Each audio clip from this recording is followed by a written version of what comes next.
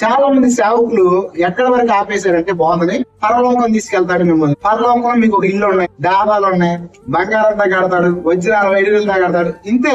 మొన్న కూడా నేను రీసెంట్ గా పెద్ద సభలో ఒక పాస్టర్ గారు చెప్తున్నాడు, ఎవరైతే మీరు బాగా దేవుడికి దగ్గర ఉంటారో వాళ్ళ కోసం దేవుడు బంగారంతో ఇల్లు కడతాడు, పరలోకం ఇల్లు కడతాడు. బైబిల్ బోధన విధానం అది కాదు.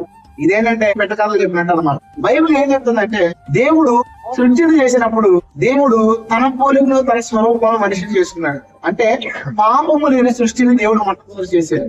ఎప్పుడైతే అపవాది మాట విని మనిషి పాపం చేశాడో భూమి అంతా కూడా శపించబడింది. అంటే మానవుడితో సైతము ప్రతి ఒక్కరూ శాపగ్రస్తంగా మార్చబడ్డారు. దేవుని అధికారం కింద ఉన్న మనుషులు ఏమయ్యారంటే అపవాది అధికారంలోకి వెళ్ళిపోయారు. అందుకే పాపము చేసే ప్రతి ఒక్కరు పాపములకు దాసుడు, పాపము చేసే ప్రతి ఒక్కరిని అపవాది తన వశం చేసుకుంటాడు. అయితే ఇప్పుడు దేవుని యొక్క సంపూర్ణమైన ప్రణాళిక ఏంటి అంటే, ఈ భూమి పంచభూతాలన్నీ లైవ్ అయిపోతుంది.